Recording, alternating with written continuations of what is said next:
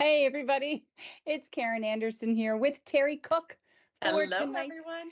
yeah, it's our tonight's Ask a Doctor event, which is actually now happening live on Facebook, simulcast to here on our YouTube channel. But before we get started here on YouTube, I need you to click that like button, please. Click the subscribe, click the bell. The reason is that you'll be notified every time we go live. We go live on Mondays for weekend review. We just had a great live event with Joanna Tenkate from Global Heart Hub. We've got this tonight. We've got another live event next week. I mean, they come at you all directions, and you're probably not going to remember. So, but if you click the bell, you're going to get a ding or notification that says Aortic Hope is live. And this gives you an opportunity to hear the questions and the answers that are being written right now in real time on Facebook. But you can also ask questions here that I will then type on Facebook, and I will relay the answers that Dr. Prakash shares with us. Now, if you would like to post your questions anonymously, Josh, I'm going to ask if you can throw that link up. There is a form you can fill out, and then your name won't be posted anywhere. It'll be a question coming from Aortic Hope. So I can already see that Dr. Prakash is with us online right now on Facebook. Isn't this fun? Simulcasting. This is fun. I love that we do this. I kind It's of exciting. forgot last time, but I do like it. I think it's Yeah, great. but that's okay.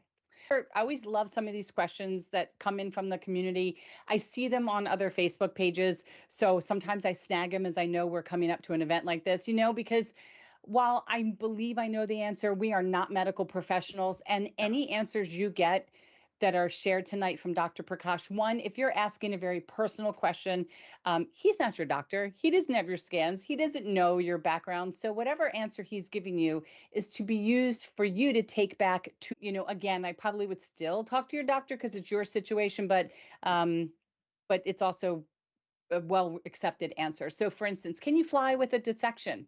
Can you fly if you have an aneurysm? Right? That's always asked, especially this time of year because everybody's going on vacation. And the answer is yes. Yes, you can fly if you have a dissection. You can fly if you have an aneurysm. Air travel is pressurized, so it's safe. Now, I have heard him go into greater detail and say often, if you're susceptible to blood clots, right, then you just do some ankle pumps. If you're going to be in a long flight, get up, stretch. You should be doing that whether you have aortic disease or not. It's really important to move your ankles, right? And ankle pump, absolutely. ankle pump. We're getting ready to take a long flight. We're going to be ankle pumping. So, yeah. So that's one of the questions, and that was the answer. Let's I see what think else he's answered. Yeah, I go think ahead. I would be I think I would be devastated if we couldn't fly because I love to travel. And I Yeah. think and I definitely asked the question. It's a normal question. And I think I flew actually the first time I flew was with Karen. It was about 6 months after my dissection and open heart surgery. And I was totally flying and I've flown a lot since. I'm flying out Thursday too. So you can definitely do it. That's right. Now, I will tell you that for myself, I can feel after I've been in the air for a while. Like I feel it. I can feel the pressure. I mean, you are pressurized at what, 8,000 feet. So I know if I go to the top of a mountain, like in Colorado, I feel the pressure. Oh yeah, Right. So after being on a plane for a while, I'm just very sensitive to it, but it's not going to harm you. Like the next dissection or an aneurysm. And the answer is yes, you can climb to a higher altitude even after a dissection. So spend a couple days acclimating. Anybody would be told to do this before exerting yourself in any kind of physical activity or right. exercise. Remember to always take your regular medications and check your blood pressure because altitude can cause unexpected changes in blood pressure in some people. If you're going to be away from an urban area, for an extended period of time, make sure that you have an evacuation plan. There are people living at higher altitudes right now that have had a dissection, right? And they're living there with an aneurysm. And I love when my own doctor said that to me. She goes, Karen, there's people living at the mountain you're going to go visit right now with aneurysms. Think how many people don't know they even have one. So, yes, we can go there, but anybody can experience altitude sickness. Correct. Correct. So, yep, all very good answers. Very good answers. I have my chat thing turned on here on YouTube in case anybody has questions. We've got a couple more answers that have come in from the doc. Do, do, do, do. This is where it's hard for me. I have to remember the ones that I asked and hunt for the new ones that have answers. Okay, here's one. This is always a really important question. Do you have a higher chance of dissecting again after the first one? That's a Or are you great, one and done? that's a great question. It is, because I know it's happened to you. I know it hasn't happened to many. So what is it? But the answer is possibly. So if your first dissection only affected one part of the aorta, second dissections tend to be more likely in people that would have a certain type of genetic condition or genetic mutation. So that's the stats that typically, and again, you might not know your genetic mutation. It just hasn't shown itself yet. Right. But Right. there's probably something there. But it does, but you might not know for many more years. That's why Right. every 6-7 years you get retested. But I remember when everything happened to me, of course, it wasn't one part of the aorta. I dissected the entire thing, so it doesn't really matter. There's nothing left to dissect. I remember the first gene pool was like 28 genes, and now there's like 36 or something. So that's why it's good to stay on top of that, you know. absolutely, you should definitely follow up if you have the first one. I mean, I was following up continuously and never even thought I'd have a chance for a second one. And I Right. did. I did. So it can Right. happen. Who knows why? I mean, we don't have a gene yet. I probably Mm-hmm. need to test it again or send my results in again. But it can happen. But as we all know, I'm special anyways. You are. You are. All right, here's one from a community member. So this particular person had a type A dissection on December 3rd of 2023 and a type B in the abdominal area as well. Vascular repair on January 2nd, almost 8 months ago, 7 months ago. And he still has a lot of chest pain and back pain to help like curb some of those pain Wow. that he's feeling, right? His legs get weak. He's fatigued very easily. And so his doctor said, you got to give yourself 2 relatively back-to-back surgeries. And he just wants to know, is this normal, right? And he said, yeah, it's totally normal. Dissections are severe physical trauma that can take months or years to recover from. So for all of you that have had dissections, especially the newer people watching, don't look at recovery terms of days, weeks at the earliest. Like, you're sitting there and you're recovering 5 weeks later, 6 weeks later, turn around and say, how did I feel 6 weeks ago? And that's when you're going to see a difference. Physical therapy and rehabilitation can really make you feel stronger. It can help you move with less pain and build up your endurance. And sometimes pain specialists can actually help alleviate surgical pain and help you to engage in therapy. If you haven't done physical therapy or rehabilitation, please talk to your aortic specialist for a referral. Yep. Cardiac rehab was definitely a game Mm-hmm. changer for me because I was able to see, because in cardiac, if you don't not familiar with cardiac rehab, you're monitored. They took my blood pressure Yep. before I exercised. I had a heart monitor the entire time. I was told to slow down sometimes because my heart rate would go too high. Then they take your blood pressure during exercise, and then they take your blood pressure at the end. So it was a game changer for me because I was able to see what my limitations are, what I can do, and when I can go back to my normal exercise. I like when you talk because then I get to copy and paste questions from the community. I can keep talking if you want. Keep going, girlfriend. I have another one that just came in. I'm copying and putting in there. Oh, All right. as far as the year, it's so true. I went back to work too early, didn't know it. But then when I look back now, I'm like, yeah, I went back to work way too early. I should have stayed out as long as I did. And everybody is different. Mhm. And timelines are going to be different, and age may or may not play a factor in it. Yep. Yep. So just listen to your body. Yep. And while you're listening, we're going to say hi to Christina and Velda and Katie. Hi, guys. Hi, ladies. Ladies, did you make you want to dance when I said that? Isn't that like in a club song or something? Hey, ladies. It could be Eminem or Beastie Boys. I don't know. I just thought I'd say that. How about It's Raining Men?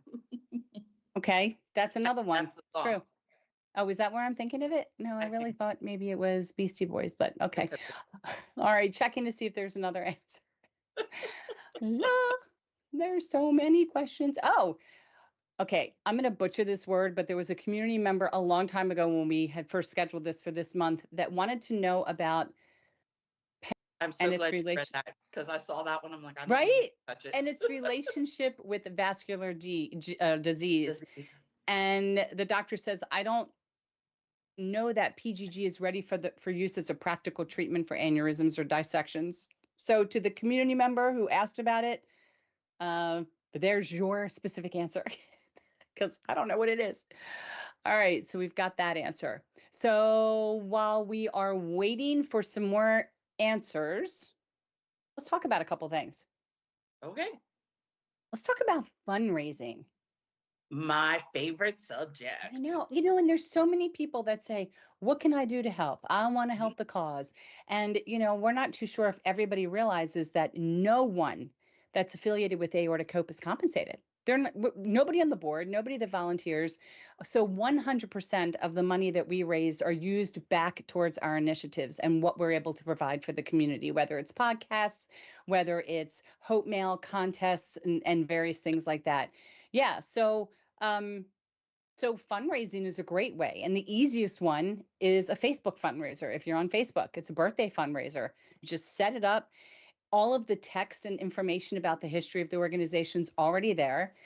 So it becomes really easy to do. But if you want to host a fundraiser, you want to do something fun, go ahead and tell it to them there, Tara. What can they do? So Karen already said the Facebook fundraiser. We have a few people that have done Texas Roadhouse fundraisers. There's Texas Roadhouses everywhere. I've even been told that they're in London. So you can ask your local Texas Roadhouse. They do fundraisers all the time for all kinds of organizations. It's so easy. You don't really have to do anything. You just have to talk about the organization. And it's called Ambassadors. I'm not sure. Members has done two, or he's done one. He's on his second one. And third. He's on his third. Oh, his third. That's right. His third. And then Karen's done one. I'm probably going to do one later. Wear a shirt.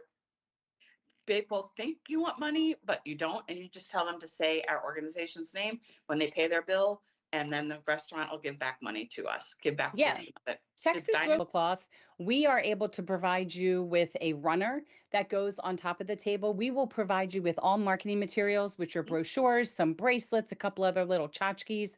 If the community wants it, the kids love the bracelets. We usually say that it would be helpful to have a donation bucket there because as people come out after paying their bill, they throw their loose change in there. And again, it used to be that you had to have the patron walk in with a flyer. Well, we don't need that anymore. And then it used to be just show it on their phone. Well, they don't even ask that anymore. They just need to say, I'm here for the dine and donate, or I'm here for the fundraiser, or I'm here for the charity. And so we're not supposed to really solicit, but when they come in the door, of course, we say, hi, we're the dine and donate organization here, or we're representing the organization. It has to do with aortic disease. Here's a brochure to learn more. If you mention fundraiser, they're going to donate a portion of your check. Money order or check is sent directly to Aortic Hope, or it'll be given to you, made out to us so that you can then send that in to us. But it's simple and it's an easy way to talk about aortic disease, which we know dissections are rare, but aortic disease is so much more common than anybody realizes. And if you're looking for a way to really share with the community something that is asymptomatic for the majority of people that does typically run in families, this is a great way to do it. Maybe not give them the gore before they eat their steak, but it's just a good time just to tell them, hey, mention us and enjoy your buttered buns. And then they go in the door. And I think I said that. I said that to just about everybody. And we did fairly well. And it was really about communicating with the community, which was great. And you've got a couple other things that you do that are really different too. I do, and they're very big in the dine and donate. So anywhere in the country you are, go to your Texas Roadhouse and ask them. It's usually, I think a Wednesday or Thursday night is when they usually do it. But it's so simple. Also, check your local restaurants. I am actually having a fundraiser in August with a local restaurant right down the street from me that is willing to help me out. The last time I did it, they created a drink called, I forget what it was called. I'm $1 back. So any restaurant. Texas Roadhouse is definitely easy to advertise it. And, again, it's not much for you to do and you'll get a kickback and hopefully spread the word. The other thing that I've done that's very successful, I'm actually on my third now, is the Baltimore Orioles, Major League Baseball, has what they call, the Orioles call it a high five fundraiser. So what happens is I pick a game, I pick the seats, depending on the price. I usually try to go with the cheaper seats to get more buy-in. And you sell the tickets. You purchase the tickets from the Orioles. And for example, the one coming up is $26 a ticket, but we get $5 back. So I'm getting people to pay me $26, but I only have to pay the Orioles $21. Now, I did find out that not all Major League Baseball teams do this. So you want to check with maybe your football teams or hockey, any Soccer, sport team. anything. Yeah, any sports, minor leagues, whatever. See if they do it. It's fun. People love to see sporting events, or at least my family loves to see sporting events. And it's an easy way to raise money. The other thing too is I know that the same community member, Bruce, he does what he calls cars and coffee. And I do know in my area and a couple other areas locally, they have, like, on Saturday or Sunday mornings, they have cars and coffee. People go and show their cars and drink coffee. And it's usually like 8, 9, 10 o'clock in the morning. And he just goes, sets up a table. He tells people what we are about and tries to get donations. It's that simple. There is nothing you need to do. As Karen said, we will provide all the information. And you know what? Reach out to me directly. That's why I am the director of fundraising. Reach out to me directly. I can help you. I can give you instructions. I can tell you exactly what to do, give you other ideas of what else can be done. If you want to do raffle baskets, whatever, contact us. We are here to help you help get the word out. Hope.org. Now, with these restaurant fundraisers, it's really more of an aortiversary celebration.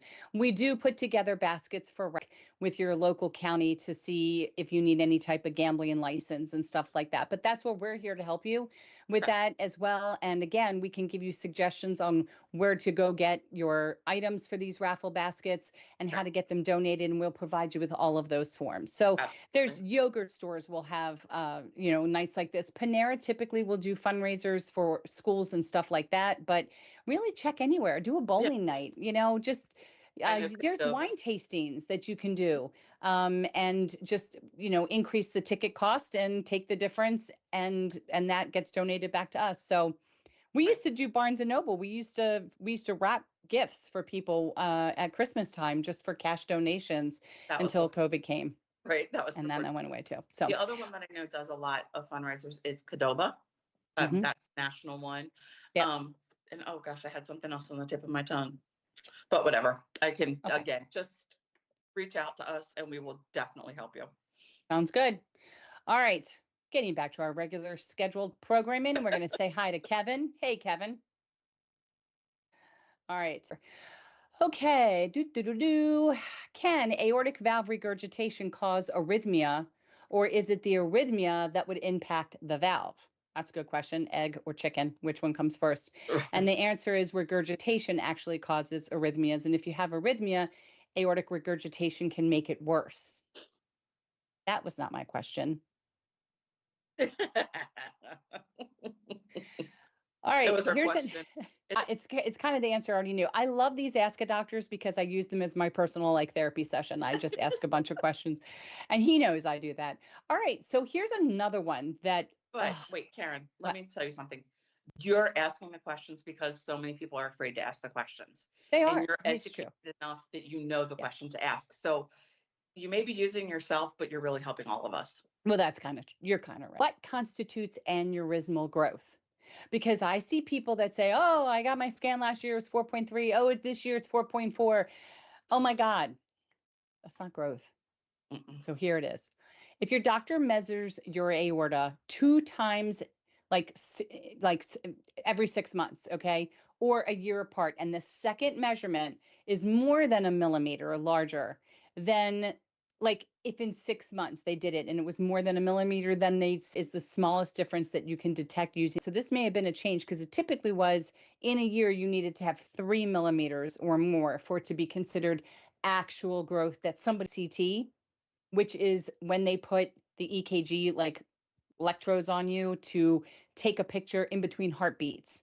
Then if you don't have that, they're taking a CT scan and your heart is moving and they're getting the growth, the picture of your aorta, possibly when there's blood being pumped in it, which is going to make the aorta appear larger than it actually is. And again, every millimeter could count in this situation. So if everything is considered the same machine, gated CT, last one was gated, same person reading it, and then things are, doctor measures it where they want, and it's a millimeter or more, they're going to say if that's within 6 months, and that is growth, but not necessarily anything you need to freak out about. Right. And when you're saying a millimeter, you're saying like 4 to 5, not 4. That's a centimeter. I'm saying 4.2 to 4.3. Oh, okay, my The fault. 4 is the centimeter. Okay, The point something is the millimeter. I'm Yeah. telling you, I'm in finance, but I don't understand anything. Yeah, that's totally fine. I understand that, but not the finance. Okay. Here comes another question. All right. So, can a bad constant cough, I don't know where this question came from, with an upper respiratory infection, because people are getting these summer colds, can it actually cause damage to your aorta, or can it cause your aneurysm to grow? Right? I would think no, because it's normal to cough. But the answer is no. I was right. Ding, ding, ding. There is no evidence that coughing can cause an aneurysm to grow. However, I will say that if you're constantly having flus and infections or COVIDs or whatever the case may be, the problem isn't the coughing. The problem with some of these is the rapid increase of heartbeats, of your heart rate, to try to combat the infection. That's where that consistently lasting a long time, you want to talk to your doctor to see if that could potentially impact you. Absolutely. That would drive me Yep. crazy anyways if I was constantly sick. Yeah. That's why Yeah, I'm throwing my mask on before I fly out in 48 hours. Yeah. I know you probably won't, but I will. And I'll be masked up when we fly away to Scotland, because I like to fall asleep and have my mouth open and then nobody can see. So if they're good for nothing else, they're good for that. All right. If you have an abdominal aortic aneurysm, or AAA, that's something that drives me nuts. On the ascending aneurysm pages, when people call it AAA, it torques me, because that's a TAA. A AAA is an abdominal aortic aneurysm, everybody. If you have that, are you more susceptible to having a TAA, or if you have one in one place, does the does the aorta know, oh, okay, this is a different zone, I'm not going to cause an aneurysm here? How does that work? And Dr. Prakash says, in most cases, the causes and risk factors for abdominal are very different than a thoracic aortic aneurysm. And thoracic aortic aneurysms are not common in people that have abdominal. So that's good news. So not common doesn't mean it wouldn't happen, but it could. Abdominal aneurysms are more common in people with a thoracic aortic aneurysm who have had aortic dissections, because the abdominal aorta is now prone to dilate after a dissection. Uh-oh. Look at that. That's why you have the whole thing scanned, right? Okay. Yes.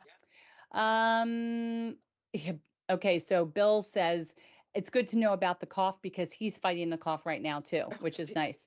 Hey, Molly. Molly says hi to both of us.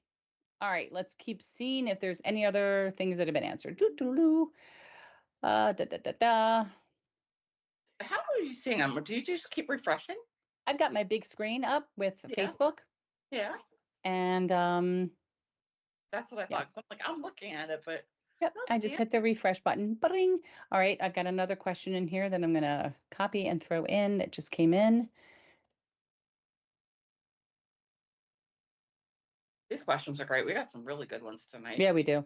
But Yeah, we before we go on to seeing how many more he answers, let's talk about our bell covers, everybody. Our bell covers are going to be going through some changes. So now's the time to get these bell covers while you can. And I'm starting to see our quantities sell out. So we will be giving an update for next week as to what we've got left. Because once I'm sold out, I am not replenishing, because we will have a new design coming up for you in Wonderful.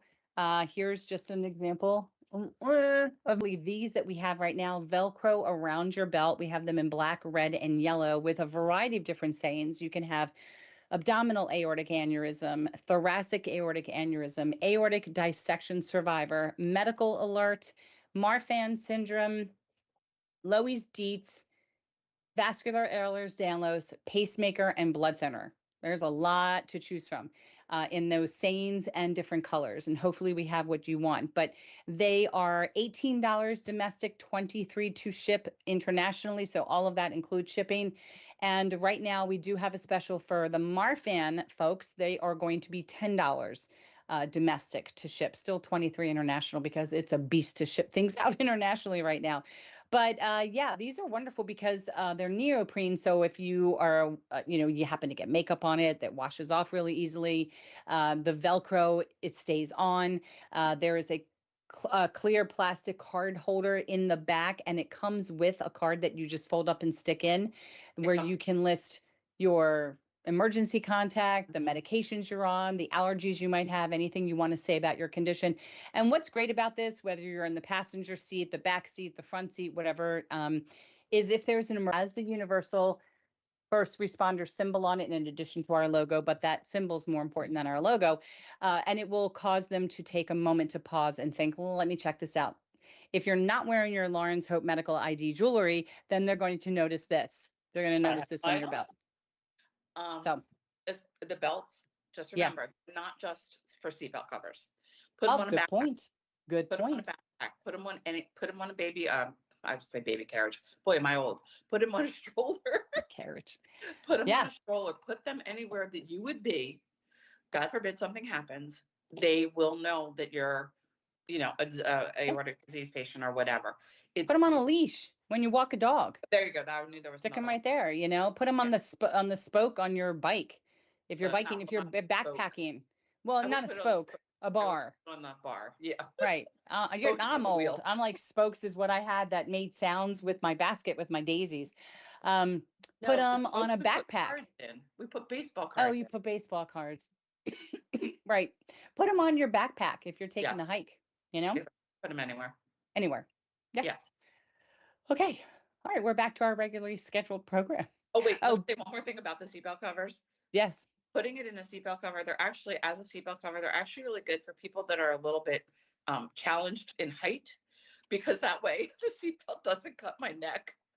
So it's great for that. But you should. Karen, how short am I? Well, you're really short. You're Thank you. vertically challenged. Yes. I am vertically I mean, I'm challenged, and surprised you don't sit on yellow pages. Oh, wait, we don't print yellow pages anymore. my seatbelt is all the way down.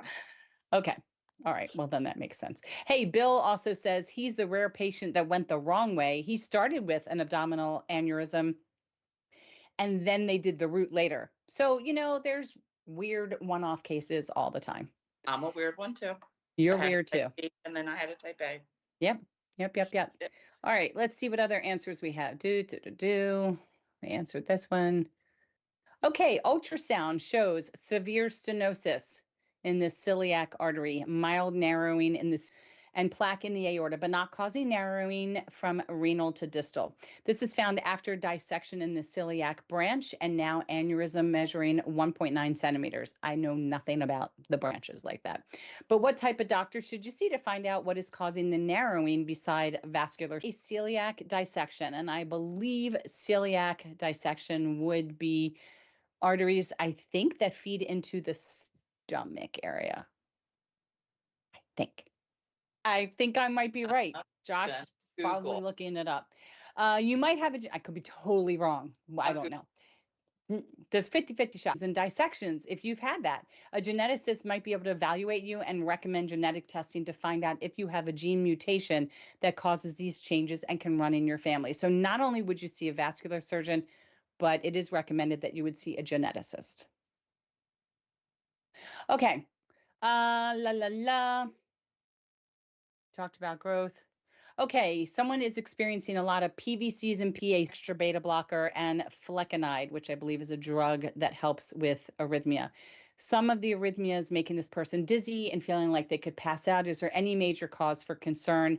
And the doctor says, yes, that is very concerning. Please contact your doctor about these symptoms. In some case, a heart rhythm specialist can help. I'm already seeing one of those. Thank you very much. An electrophysiologist. Yeah. Well, because you've got menopause that causes arrhythmia, clearly an aortic valve issue that causes arrhythmia. We're just going to give that's two check marks.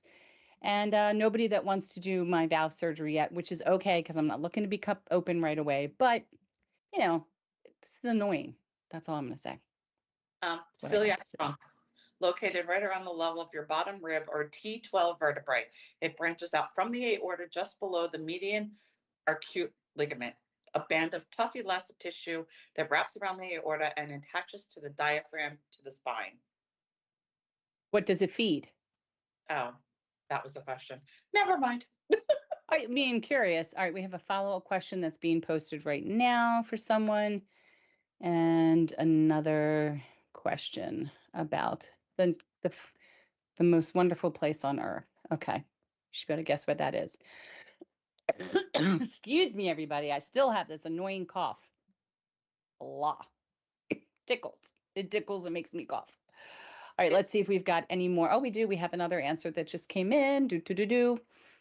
So, what are your thoughts on patients with a type A hemiarch repair, which we just learned about in this past topic Tuesday? Hemiarch repair.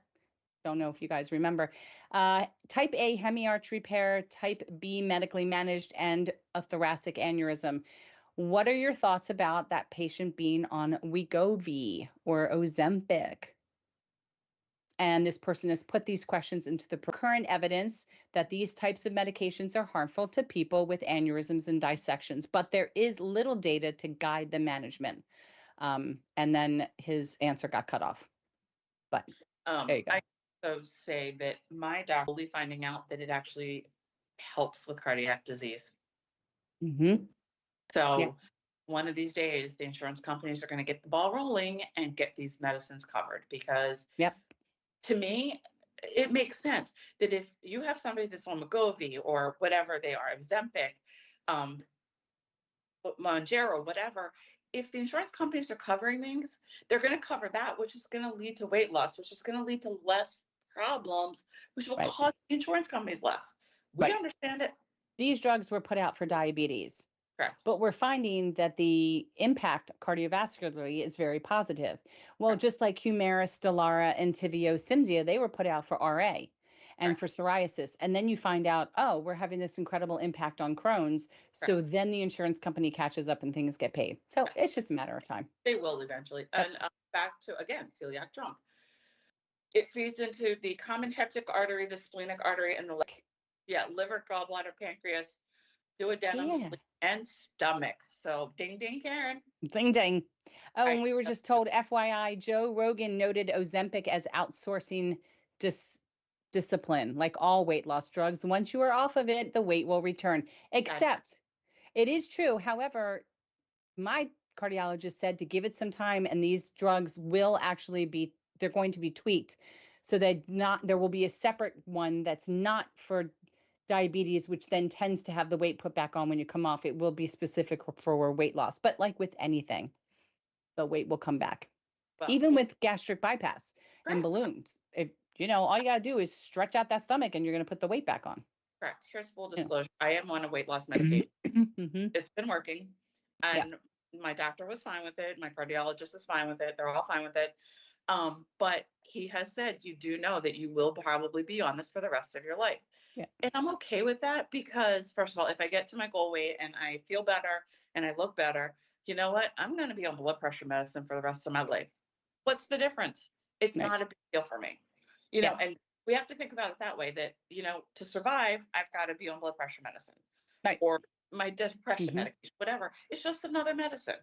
That's all. Right. Hey, and if I continue to lose the weight, I'll go for it. That's all that matters. If it makes you happy and it's safe. Okay. Let's go back. I'm seeing all these answers come in. Let's see where we're at right now. Okay. La la la. All right. Is aortic hard to get approved? Yes and yes, but it really depends on state, on their timing, on their backlog, and your age plays a lot into it, because if it can get better, it might prohibit you from being approved right away. So yes, aortic dissection, aortic aneurysm does fall underneath the blue code, whatever it's called, of Social Security disability, but typically most people are denied first time, denied the second time, and then are approved at the hearing level. It all comes down to, why is it that you can't work? If you're below the age of 50, I think you have to prove that you can't do any job, including counting potato chips. Like, you can't do any job. That's actually evidently a job. Putting pencils in a box. You have to show why you can't do anything, because those jobs would not have a weight restriction, right? Because you're lifting a pencil. So if you're over 50, I believe you only have to prove that you can no longer do the job for which you have been trained and you've been doing as your career. So it's a little bit different. Um, so yeah, it's about not being a reliable employee. But if your doctor completes the paperwork on your behalf, you could be approved for disability, but it does require periodic updates. All right. Do you have any suggestions for ADHD that ends up showing itself or beginning after dissection when non-stimulant drugs raise your BP and heart rate too high? And they raise the BP and the heart rate. We tend to recommend the newer non-stimulant medications. There are many options, and he would recommend talking to a psychiatrist about an option that would work for you. All right. Here's another one. Very interesting question. Isn't it? Never heard that. That's the first one. Mm-hmm. All right. Any special precautions one needs to take if you have factor V? This was not me. And MTHFR, which I do not know what that is, but I'm going to look that up because I do know people. MTHFR, which really looks like a very bad acronym. If you just look at it, looks like someone's yelling something dirty. Any special precautions one needs to take if you have factor V, which is a clotting mutation, and MTHFR if you have a thoracic aneurysm. And the answer is if you ever have surgery, you might be at risk to develop blood clots. The doctor can adjust your treatment to prevent clots if they know about your genetic risk. Okay. HFR is a gene, but that's it. Probably part of factor V. Look, I worked all day. I went to the gym for an hour. I can't read all this. I know, it's hard. I'm pooped. What's the gold standard or preference for blood pressure control for someone medically managed without any previous high blood pressure issues prior to a dissection? Currently on HCTZ, which is a diuretic, and metoprolol, which is a beta blocker, not keeping it under control in parameters that have been given, unfortunately. Cardiologist locally doesn't have any suggestions due to the type of dissection and aneurysm, and Dr. Prakash says. Beta blockers like metoprolol are the standard for blood pressure control after a dissection. There are currently no differences in the type of medication according to the type of dissection or aneurysm. So it doesn't matter if you had a type A, type B, there's no distinction when it comes to the medication that's prescribed for you. The target for systolic blood pressure is generally less than 120, but may vary based on specific circumstances. So obviously continue those conversations with your physician. Oh my goodness, all these great questions. I've got more that I have to put in. Oh, here we go. Ultrasound shows, we already talked about the severe stenosis. I don't know, we already talked about that one. Talked about all of that. Okay, I think I've done all of these that are down here. Okay, did all of those. Let's see if there's any updates, and let me put these other questions in when we talk about support groups. Let me add this. Okay. I may have to take a break in a few minutes. My husband, my poor husband, he tore his Achilles, had surgery on Thursday. So I have to go feed him dinner because he can't really do much. I shouldn't laugh. It's not funny. It's not funny. It's horrible. It's horrible. We push babies out, and a torn Achilles tendon just takes them down. Let me tell you, it looks like it hurt like hell. It looks so bad. I saw the picture he posted. It's like there's a normal foot, and the other one, it was just like, I don't even know how, it was just like kind of hanging there. You should say. Anyway, okay. So I will take a break in a few minutes just to do that. Here's a good one. Is it safe to get chiropractic care? That's a good question. It really is. And he says, that's a good question. Possibly not. If you have certain type of blood vessel problems, like an aneurysm or dissection in your neck arteries, you have to ask your doctor before you go to any chiropractic care, because they might want to restrict certain types of adjustments depending on your situation. I mean, I go into PT and she does like back presses to kind of help. As we get older, our backs get stiffer and straighter, and then they're not curving like they did when we were young. Whoa. But she back presses, and there are certain positions I'm in on the table, like I can't have my head really hanging down. I start to have a blood flow issue, and I feel like I'm going to pass out. So we've just learned that through our relationship together. But Yeah, I would be nervous about chiropractic care. I loved it before, but now I think I'd be I nervous. guess we could also ask the question, maybe we should ask them, because I've seen it a lot. Is it safe to get massages? Yes, you're not rubbing on a blood vessel. You're No. rubbing on a muscle. However, having said that, though, I do know that coming right out of the dissection, I got really nervous about getting my hair washed in the basin, at your hairdresser and having my neck all the way back like that. I would come out of that very dizzy. So now I make them put a bunch of washcloths up underneath my neck so that it's not overly stressed like that with the blood vessels in your neck. Because people have had spontaneous dissections in their carotids from having their neck bent back like that. So Well, yeah, yeah, it's also because you have makes her all of think. that gorgeous hair. Is A that what lot. it is? You It's have just a it's a lot of lot it. of hair. You have a lot of hair. Yours is growing. When I met you, you had little teeny hair. I did. um, yeah, massage is fine. I mean, Thank goodness. yeah, yeah. I don't particularly like laying on my stomach and having my back rubbed that way because the pressure of my head in that round thing. I feel like if someone put a camera down there, that's what people should do. We should just have pictures of what everybody's faces look like in that thing, like this, I and it didn't know would be very funny that video you series. start running and everything else. And drool come in, blah, right? I just don't like the pressure that I feel when Yeah. I'm in that position. I'd prefer laying on my back and having them reach underneath to actually rub my back. Yeah. So, but that's me being weird. All right. I don't see anything else new that has come in where we haven't answered just yet. Oh, 2 replies. Um, that was just a thank you.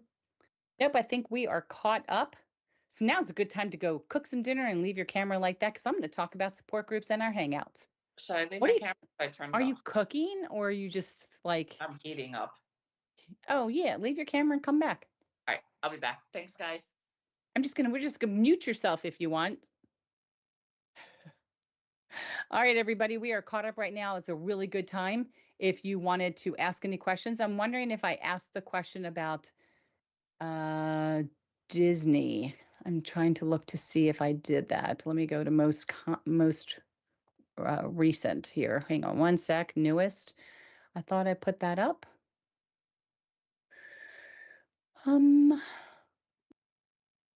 Okay, I did. All right, so we are waiting for that. Okay, so while we're waiting to catch up, and if you have questions here while you're on our YouTube channel, please throw them in the chat. I'll load them up into Facebook and I'll continue sharing what we've got in Facebook with you. So we are an organization that really tries to provide comprehensive information, accurate education, and support through the recovery and management of aortic disease. And so one of the things that we really enjoy doing is being able to provide support group meetings for everyone. And these support group meetings are really different than the traditional brick and mortar ones that you might find in a virtual, private, and closed online, not on YouTube, but through our Microsoft Teams.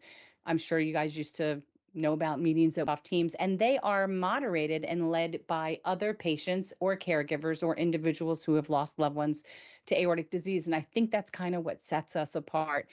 The reason we set it up that way is because some support group meetings are wonderful if you can have a nurse or a nursing assistant or a PA or somebody like that moderate. But unless they have aortic disease, there's no way that they know what we feel. They if they haven't been on any kind of life support or a breathing tube or chest tubes or had their chest cut open or on all these drugs or had PTSD, they don't know. They don't know. So sometimes having a peer, somebody just like you who has been through this, lead the meeting and just make sure that the meeting is going in the right direction, it's flowing properly. Make sure we're not giving medical advice because we're not physicians. But we do encourage people to share their experiences. We do like the shared experience model because people find it very validating to take these questions back to their own physicians. So we have support group meetings that occur at a variety of different time slots. These times are all Eastern Standard Times. First Tuesday of the month at 12 o'clock. I believe it's the second Tuesday at 10 p.m. Eastern, and then it's the last Wednesday at 7 p.m. Eastern. That's for anyone. Although we typically find more patients or survivors in those, it is open to anyone.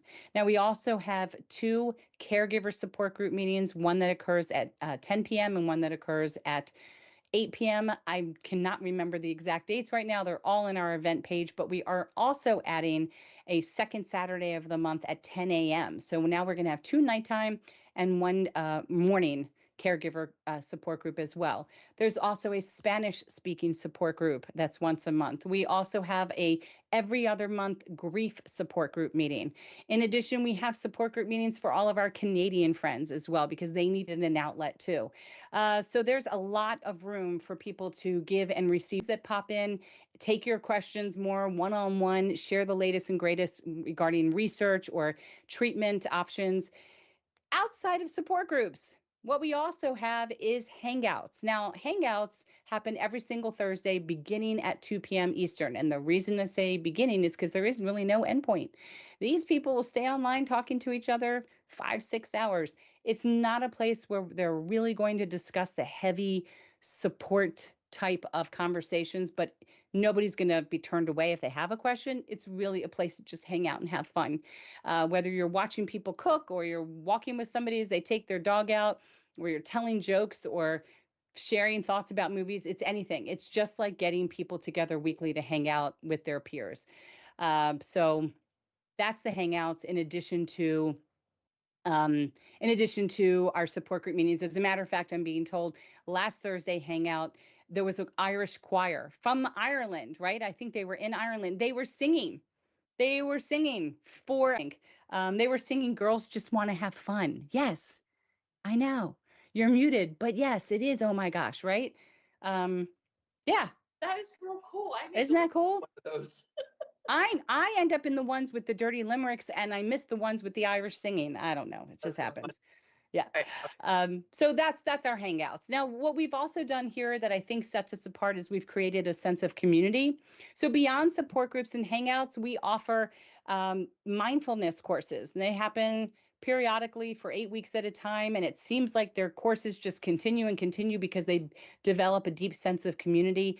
We also offer qigong every Sunday at 12:30, and that's watching it on YouTube. So I guess, self-paced situation. We have the Aortic Kitchen with our aortic chef, Rob, and his wife are licensed dietitian, nutritionist. I can't remember exactly which certification, Mindy. And so they'll take us through demonstrations on foods. They'll answer your questions on ways to make dishes a little bit healthier and how to reduce, if not eliminate, that salt intake and substitute with other types of herbs and spices. We will be having a conversation about movie reviews. We're looking to do arts and crafts coming up soon. So we've created an opportunity for these little microcosm worlds to exist that just lets you know that this disease doesn't have you. You've got control over this, and there's no reason why you can't enjoy your life and find a hobby or find an activity with other people that'll take your mind off of this and allow you to live the most our highest quality, best life that you can. All right, soapbox done. Terry's missing out, but that's okay. Let's go read some of our questions and answers here. Okay, here she comes. Here she comes. I'm not missing out because I can hear it. Oh, okay, there you go. All right. Yeah, I'll be back. All right, where are we here? Read that one. All right, so since this person has been repaired for her type A and type B dissection, is it possible to go back to her original blood pressure medication since the Cadora and others make her too tired? That's a drug I've not heard of before. I love learning something new. Fatigue can be a side effect of medications, but it also can be caused by high blood pressure. So please make sure that your blood pressure is actually being well controlled, and always talk to your doctor before making any changes to your medications. All right. Dissected in January of 2024, January 28th of this year, and was repaired February 2nd of this year, type B. This person lives in Florida and wants to know if they can ride the fun rides at Disney. Yes. Yes, you can, but maybe not the most terrifying rides. Probably not. You're thumbing up me, but probably not the roller coasters. Like maybe a baby coaster, but nothing that's going to have G-force. I actually, oh my gosh, was reading today. Someone put a comment on another page talking about how they went skydiving and scuba diving and post dissection. And very recently, I think I have the story correct. The kids were like at a carnival, on that ride that spins really fast and then you get like stuck up against the wall and the kids were nervous and this person went on the ride and very quickly ends up passing out and wakes up to four paramedics around them because the G-force was too much for a dissection patient to take, go figure. And I can totally appreciate someone's perspective of, this is not going to have me. I'm going to do anything I want to do because if I can't live the way I want, anybody's opinion, I can appreciate all perspective. My opinion is if I can't do a roller coaster, I'm personally not going to tempt my life and do some kind of Russian roulette situation. I just won't do the coaster because there's so much else I can do. I want to control having that quality of life and longevity and not potentially shorten my life because I had to be on a tilt-a-whirl ride or something like that. But everybody has their personal option on how they want to live or not and how they want that to go for them, but that's just me. Yeah, no, I'm actually glad you said that, Karen, because when you were saying that, like, again, I can hear everything. When you were saying that, I'm thinking to myself, why? Why is this guy skydiving? Why is this person doing all this? But then I realized that you understand everybody's perspective and it's what we want to do. I'm somebody said because he's a hero. Yeah, Um, right. but I get it too. I won't ride roller because I'm not going to put myself in danger No. of having a problem because like you said, there's so many other things I want to do. Yeah. I mean, I talked with a couple of our doctor friends and I was like, can I go on Tower of Terror at Disney and can I do this and do that? And while there's not really any G forces, the answer initially was, hey, listen, the problem is the adrenaline rush that makes your heart race really fast. That in combination with any type of G force, not necessarily the best decision, but I'm not going to tell you absolutely cannot do it. I'm just saying might not want to do it. Did I go on like Gringotts bank ride at Universal? There was a Harry Potter ride because it said that 5-year-olds could go on it. Yes, I did. And it did drop 20 feet and it was so thrilling. And the whole ride was just like so exciting and animatronic worried about it. And it does say, don't go on if you have a heart condition. But at the end of the day, my heart's really fine. The aorta that isn't. But we all have to make our own personal decisions, right? So am I going to go on the whip? Absolutely, because if that's all I can go on, I'm going to laugh until I pee my pants because it's a great ride and it's so much fun. My mother would say, don't go on those bumper cars because why are you going to jolt your chest? That's really not going to hurt me. But, again, I was such a roller coaster enthusiast. And now I look at them and I shake my head like, what are you guys doing and why? Like, don't get it. All right. Sorry.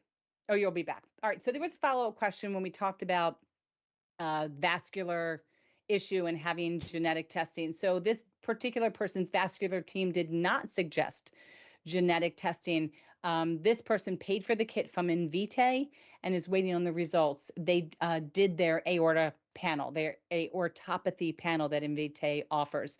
Not sure if there's any other places that they should go or ask or consider. And Dr. Prakash said, you can visit a medical geneticist at your hospital or clinic. Also, the genetic laboratories like Invitae have their own genetic counselors who will answer any questions about your test results and even help you get your other family members to be tested as well. The National Society of Genetic Counselors has a directory of genetic counselors on their website that you can use to find a counselor who will do telemedicine visits with you. I never knew that. Never knew that. That's exciting. I like learning new things. Hi, Donna Mobley. Okay, let's see if there's any other updates here. We are almost rounding up our hour here. God, time flies when you're having a good time. All right, let's see where we're at. Okay, already answered that one, answered that one, answered that one, that one, that one, that one. Just checking to see if there's anything that I missed. Ba-ba-la, ba-la-ba-la-ba-la. Um, nope. I think I caught up. We're caught up. We're caught up. Perfect time for me to come back then. Yeah, because we're caught up. And it's been an hour. Can you believe it? I know. There Time were flies. a lot of really good questions. Really good questions. Yeah. Really good. So Yeah. look, just because we're done doesn't mean you guys have to be done. If you are not on Facebook, oh, thanks, Kevin Gibson. Thanks for telling us it was a great show. We're always here to entertain. Jazz Absolutely. hands. Um, it's fun. It's really fun dynamic to go back and forth between Facebook and open this up to YouTube. But if you're not on Facebook and you'd still like to ask questions, feel free to ask your questions here. I will make sure they get to Dr. Prakash tomorrow. If you are on Facebook, pop on over to Aortic Hope's page. Of course, like and follow that too. And you will see a picture of Dr. Prakash. It is the most recent post pinned to the top. Throw your question up there. Of course, you always have the option to ask that anonymous question. Joshua, did we have any anonymous questions I need to go through before we close out? Okay, he could be muted, or the answer is simply no, and he is typing me right now. Okay, all things have been asked. All right, very good. Terry? Yes, ma'am. I got to go sit over the air conditioning unit right now because I am sweating in my office. Oh, yeah. God. It's there. It needs, look, it said it was 106 degrees. It says what it felt out like out. Did I just speak any English? Did any of that come out and sound normal conversation? I'm just so hot that I can't keep track of what I'm saying. No, 106 degrees, that is not pleasant. When I left work at like 4:50, my car was reading 100 degrees. Yes, 100. What did that post, that lady, I post her every single year. She goes, when I asked the Lord to warm it up during the winter months, this was not what I asked for. This was not what I requested. I am not a toucan. I am not tropical. I cannot do this. She's like, please be a raindrop, be a central AC unit. Come down right now. Let me get all this meat. It's so hot outside. Why'd you barbecue? I mean, I watched. She is so funny, so funny. But it's true. I can't do this. This is just too hot. You said it this morning when I talked to you this morning. It's too hot to go to the pool, and when it's too hot to go, fun. Something wrong. It's like I'm going to Austin, Texas this weekend.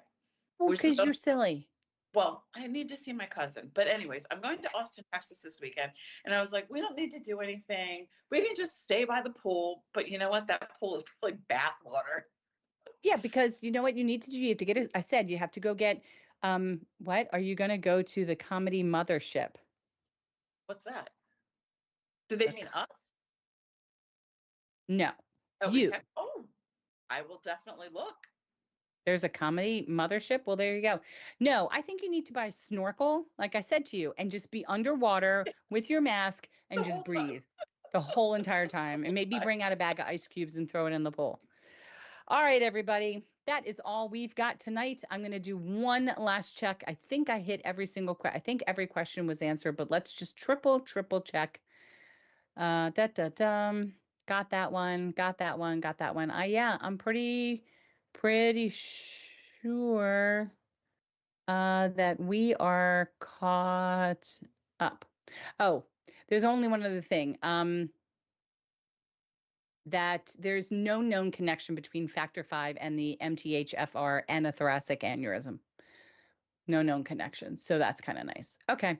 I think that's it. We don't have anything else we needed to catch up on. Thank you, everyone, for your incredible questions. I love learning. I really do. And I took notes too, because I now need to learn what MTHFR is, because somebody else one day may bring that up and I will never forget it, but I want to know what it means so that I understand. All right, Terry, thanks so much for popping on with us after the gym and, feeding your husband and being a wonderful wife in the process. And we're in September for Aortic Disease Awareness Month, so that's exciting.